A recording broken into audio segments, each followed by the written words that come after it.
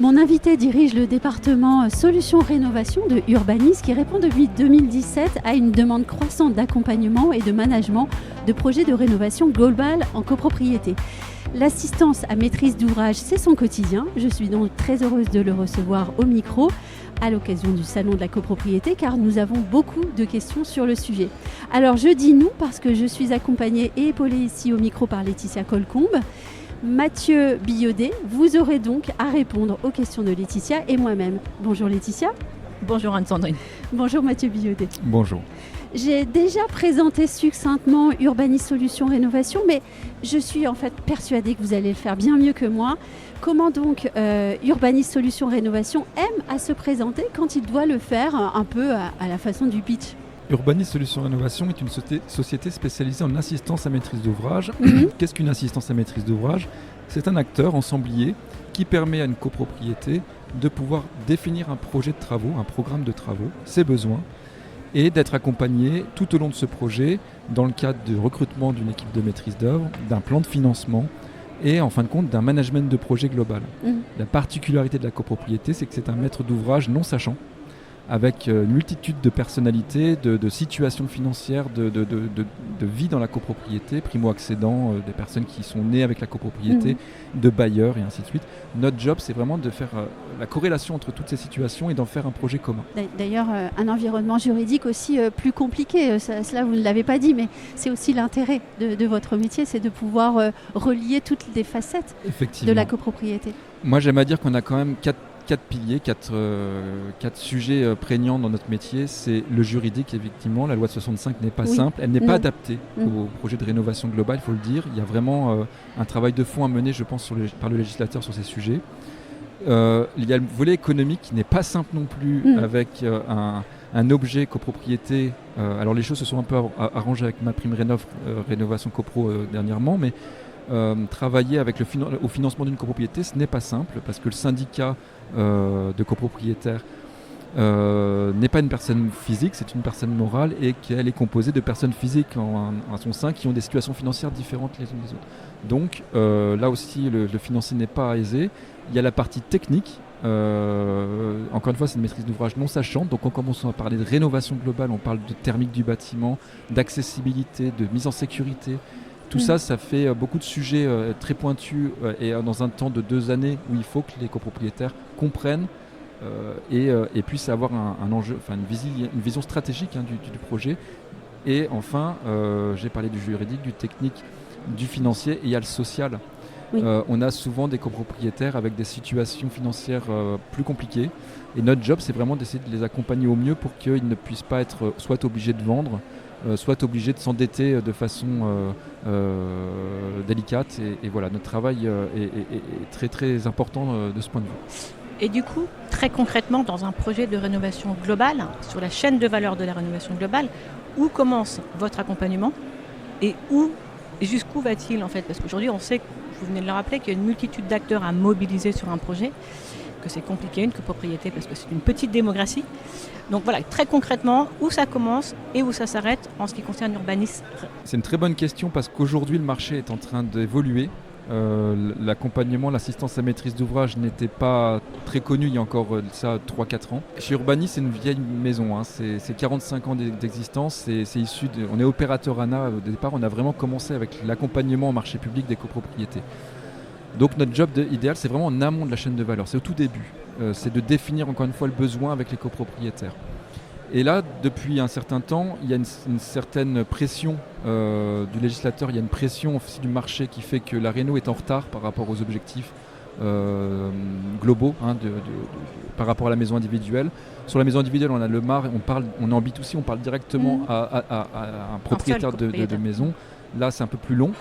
Et du coup, il y a une tendance à vouloir tout intégrer d'un coup, maîtrise d'œuvre, assistance à maîtrise d'ouvrage. Nous, notre credo, notre façon de fonctionner, c'est avant tout d'être au tout début de chaîne. En amont, très en amont. D'être très en amont. C'est très important pour nous de bien comprendre le sujet, d'aider la copropriété à recruter les bonnes compétences techniques. Donc, on a besoin de bons maîtres d'œuvre, de bons bureaux d'études thermiques.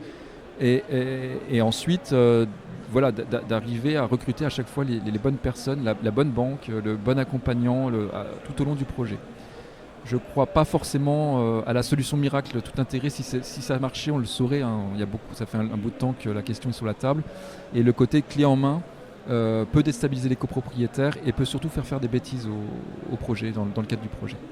Mais qu'est-ce que ça implique en ce moment que de rénover, et je reprends vos mots, en se portant garant d'une rénovation globale performante ? Alors là aussi, rénover globalement, ça veut dire sur un objet comme la copropriété qui n'a rien fait depuis les 30 Glorieuses, depuis la construction de ce parc, il n'y a eu, à part 2-3 coups de peinture et ainsi de suite, rien eu de fait. Là, la rénovation, c'est vraiment le moment de la copropriété pour qu'elle reparte sur un nouveau cycle. Faire du coup par coup, c'est oublier des problèmes, c'est jouer gagne petit, si j'ai envie de dire, et c'est surtout passer à côté d'un potentiel de financement qui est aujourd'hui axé sur la réno globale. Il faut atteindre 35% d'économie d'énergie pour pouvoir bénéficier d'une aide. Donc notre job, c'est vraiment d'expliquer aux copropriétaires qu'il faut mutualiser les efforts, faire un maximum de travaux d'un seul coup, un maximum de travaux d'économie d'énergie, c'est notre base, hein, on est là pour ça, mais aussi réfléchir à l'accessibilité, réfléchir au mieux vivre ensemble, réfléchir à la situation de la copropriété dans le parcours résidentiel, faire en sorte que quand elle a fini ses travaux, elle n'en soit pas à se dire dans 2-3 ans, voilà, j'ai encore à refaire ci, à refaire ça. Et c'est, si je peux me permettre, un peu à contre-courant, l'État fait des choses un peu à contre-courant. Depuis peu, on a l'obligation de plan pluriannuel de travaux, qui est donc un étalement des dépenses sur 10 années, qui va à l'encontre, en fin de compte, de cette logique de globalisation des travaux, et qui est parfois un petit peu compliqué à expliquer aux copropriétaires. C'est pour ça qu'on a voulu aussi se positionner sur ce plan pluriannuel de travaux pour faire en sorte de pouvoir répondre en fait à la phase programmatique du mieux possible, mais à chaque fois pour expliquer aux copropriétaires, ne faites surtout pas un étalement du projet sur 10 ans, parce que vous passez vraiment à côté de l'essentiel et que vous n'allez pas maximiser les financements. Mais pardon de vous poser la question ainsi, mais j'entends beaucoup de syndics me dire une rénovation globale, c'est tellement coûteux. Pourquoi est-ce qu'on ne nous laisse pas faire, alors le mot n'est pas adapté, mais plutôt une rénovation par geste ? Vous parliez du coup par coup, mais il y a aussi cette rénovation par geste. Alors j'aime beaucoup les syndics, c'est d'ailleurs nos prescripteurs, et je ne peux pas dire de mal des gestionnaires, bien au contraire. C'est un métier difficile et ils savent mieux que personne la difficulté de faire passer ne serait-ce qu'une décision de travaux en assemblée générale. À chaque fois qu'on revient en geste par geste, on prend le risque de refaire une assemblée générale et d'avoir des débats et d'avoir des blocages. Donc pourquoi pas justement optimiser le moment, le travailler. Nous ça prend 2 ans entre l'identification du besoin jusqu'au vote des travaux en tant que tel. Et on est là pour faire la pédagogie, pour faire le management de projet encore une fois, pour aider les copropriétaires à comprendre. Les gens ne sont pas contre par principe, ils sont contre parce que c'est un projet anxiogène, c'est quelque chose de marquant. Hein. Très clairement, les travaux, c'est vraiment un moment où on va être embêté. Il va y avoir du bruit, il va y avoir des entreprises devant, il va y avoir des tas de problématiques. Si on démultiplie ces choses-là tous les ans, les gens n'ont ras-le-bol, ils ne le feront pas. Et dire que c'est coûteux, c'est pas tout à fait vrai en fait. Aujourd'hui, on a quand même des solutions de financement qui n'ont jamais été aussi importantes, faut le dire. Alors j'espère que les choses n'évolueront pas dans une logique de rigueur, si on emploie le bon mot. On va voir ce que ça va donner. Mais là, en 2024, et depuis que je travaille depuis 13 ans sur la copropriété, on n'a jamais eu un niveau de financement aussi important en copropriété. Il faut vraiment s'en rendre compte. Et avec également des financements type C2E, avec des fiches Réno Global. Dès qu'on commence à travailler intelligemment sur les choses, la question du coût n'est pas vraiment une problématique en soi. Il y a vraiment à démystifier un peu tout ça. Et bien souvent, on a peur que les copropriétés disent non parce qu'on n'est pas capable un syndic n'est pas capable de juger de la capacité d'investissement d'un copropriétaire. C'est notre boulot. C'est à nous de rentrer dans le détail. Et du coup, par rapport à ce que vous venez de dire, donc je pense qu'on est tous raccord pour s'accorder sur le fait que la rénovation énergétique, personne vraiment ne s'y oppose. Quelles sont, selon vous, en termes de mise en œuvre, qui est toujours plus compliquée et plus lente, peut-être parfois plus partielle, comment pourrait-on massifier la rénovation en copropriété ? Quels sont aujourd'hui les leviers et de quoi la filière a besoin pour pouvoir passer à l'échelle supérieure et atteindre les objectifs qu'on s'est fixés ? De temps. La première chose, c'est que l'État et les financeurs comprennent que c'est du temps, la copropriété, c'est 5 ans. Le temps de maturation, le temps de quand on remplace un MaPrimeRénov' tous les ans avec la nouvelle loi de finances, ainsi de suite, ça a vraiment un impact sur la massification des projets. Parce que les gens attendent Et là, en plus, je dis qu'ils sont non sachants, mais c'est plus tout à fait vrai. On a des copropriétaires qui commencent à comprendre ce qui se passe, des syndics qui sont de plus en plus à même d'identifier les acteurs et ainsi de suite. Donc, ils sont très attentifs aux actions, en fait, au discours. Je prends l'exemple de début janvier. Monsieur le maire dit on économise 1 milliard d'euros sur ma prime rénov'. Il parlait du MAR maison individuelle. Je suis certain que ça a eu un gros impact au niveau des copropriétés qui se sont dit oulala, il y a les robinets qui se ferment, on attend. Et donc déjà d'avoir une cohérence aussi une stabilité des financements, c'est prégnant. Peu importe si le modèle n'est pas le meilleur, gardez-le au moins 3 voire 4 ans en place, le temps que les choses soient stabilisées, que les gens comprennent bien le mécanisme, ainsi de suite. Alors c'est un peu un vœu pieux, ça fait des années qu'on demande un peu de stabilité là-dessus. Il y a le dispositif des C2E aussi qui devrait être re-questionné. Oui. Il y a eu un rapport qui a été rendu voilà, il y a pas très longtemps. exactement. Je ne pense pas que la solution soit de tout stopper. C'est pas tout ou rien. Ça a le mérite d'exister. Mais il y a, encore une fois, c'est un objet qui fonctionne très très bien, un outil qui fonctionne très très bien dans le tertiaire, dans des choses où on a des logiques d'ingénieurs ou des gens qui comprennent très bien la question. En copropriété, on a des syndics non sachants, encore une fois, sur ces montages de dossiers qui sont à la virgule près.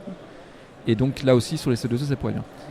Et puis j'ai envie de dire qu'on a besoin d'acteurs, en fait, de bras, j'allais dire, mais de cerveaux, de gens, d'ingénieurs, de techniciens, de thermiciens, d'un environnement qui tourne autour, non pas de la rénovation énergétique au sens global, c'est des spécialistes de la réno en site occupé, avec un objet immeuble.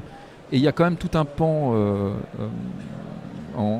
chez les bailleurs sociaux qui sait faire du site occupé, qui sait faire tout ça, et peut-être d'avoir une permute de ces gens-là. Il y a un petit peu un frein en ce moment sur l'immobilier, sur l'investissement dans le neuf, ainsi de suite. Peut-être qu'on aurait à faire comprendre à tous ces cerveaux que le vrai enjeu il se passe sur la réno et plus forcément sur le neuf. Je ne suis pas voyant, mais au moins à court terme. On a une fenêtre de tir là pour essayer de les réorienter sur ces sujets. Donc du temps et des ressources humaines, en fait, en résumé. Exactement. D'accord. Mais alors justement, vous parlez de temps. Est-ce qu'un assouplissement du calendrier des interdictions de louer, par exemple, est pour vous une bonne mesure qui permettrait aux copropriétés de mieux penser leur rénovation ? Non. Bon alors, expliquez-nous. Non, je pense pas du tout que le fait de dire à un moment donné, parce que c'est la réalité des faits, aujourd'hui un bâtiment qui est énergivore ne doit plus être sur le marché, ça doit plus être la norme, on doit aller vers il y a toujours un jeu d'action-réaction, il y a une annonce qui est faite, les bailleurs ne peuvent plus louer à partir de 2030 et même 2023, si je ne dis pas de bêtises, juillet pour les moins bonnes notes. Qu'est-ce qui s'est passé ? On a eu des grands groupes, Foncia, la mine, Nexity, tout ça, qui se sont mis à réfléchir. Mais mes bailleurs ne vont pas pouvoir garder leurs clients dans leurs biens. Voilà. Donc on va commencer à faire de la rénovation dans la boîte, dans l'appartement, plutôt qu'au niveau global. Alors même qu'ils ont, ces gros groupes, déjà réfléchi depuis des dizaines d'années, en signant des Green Deal et tout ça, à travailler de façon massive sur la réno globale. Donc le fait c'est que plutôt que d'analyser les choses froidement avec un point de vue économique, il faut avoir encore une fois une vision globale. Je ne pense pas qu'il faille annuler la logique de pouvoir louer un bien qui n'est pas une bonne étiquette. Je pense qu'il faut mieux accompagner les bailleurs à comprendre les enjeux et à rentrer en fin de compte dans la logique globale du syndicat. Ce qui n'est pas simple, parce que les intérêts ne sont pas les mêmes que le propriétaire occupe. Et alors maintenant, concrètement, qu'on s'est dit pas mal de choses, nos auditeurs adorent les histoires. Quel est le dernier exemple de rénovation globale dont vous pourriez nous parler, nous présenter en quelques mots ? Alors, j'ai travaillé il y a peu et sur Valenciennes, sur une copro dite mixte avec un bailleur social qui détenait 2/3 des lots. Je peux même les citer parce qu'ils ont fait un super boulot, c'est la SCGH, à Valenciennes donc, et donc ils détenaient 2/3 des lots de la copropriété. Il y avait donc un tiers qui restait de propriétaires occupants qui avaient racheté les lots aux bailleurs auparavant. Et là, on a fait un super travail dans le sens où le bailleur a décidé de ne pas bénéficier des subventions MaPrimeRénov', mais de les redistribuer donc aux copropriétaires, aux 1/3 restants. On a pu mixer pour aider les copropriétaires les plus en difficulté et faire quelque chose. Donc on a eu vraiment un taux de financement proche des 80%. À 80%, on a dû faire un écrêtement, c'est-à-dire il y avait trop d'argent, on a dû dire que voilà, on était au taquet, on ne peut plus aller plus loin. Et là, franchement, d'avoir une majorité, une unanimité des copropriétaires qui se lèvent et qui valident grand merci, c'est bon, on vote ces travaux, on est content, la vie de la copropriété va pouvoir continuer et d'être applaudi, que tout le monde s'applaudisse, c'est ce genre de moment qui vous rappelle que vous faites le bon métier et que... Voilà, vous parlez d'une petite démocratie. Là, on a l'impression d'avoir une démocratie qui avance et des choses qui sont concrètes. Et il me revient de vous poser la dernière question. Ce sera aussi une histoire et elle sera nécessairement belle. Quel est votre meilleur souvenir maintenant en matière de rénovation énergétique en copropriété ? Mais il y en a, en fait, j'en ai pas un, j'en ai des milliers. C'est encore une fois l'humain. Mes meilleurs souvenirs, c'est le côté humain. C'est d'accompagner la personne la plus fragile à se dire j'ai pas le sou, mais je sais que c'est vers ça qu'on doit aller et on va vous trouver, madame, monsieur, la solution qui va bien pour faire tout ça. C'est encore une fois d'avoir après 2 ans de travail la concrétisation d'un projet avec des copropriétaires qui se lancent, qui y vont, et là on les applaudit, bravo, vous l'avez fait. Ça va être des contrats ou des contrats de performance énergétique, des choses un peu plus poussées, réfléchies, où on va garantir les résultats, faire des choses plus intéressantes. Bref, c'est un monde, la copropriété, qui gagne à être connu, où un maximum d'acteurs doivent se positionner là-dessus et trouver des solutions. Je ne pense pas dans la précipitation, il n'y a pas encore une fois de solution miracle, mais ça nécessite vraiment, une fois qu'on est dedans, on n'en sort plus, et c'est tellement riche, voilà, c'est exactement ça. Merci Mathieu Biaudet, merci Laetitia d'être passés tous les deux au micro des ondes de Limo. À très bientôt, sans doute pour d'autres sujets rénovation. Merci.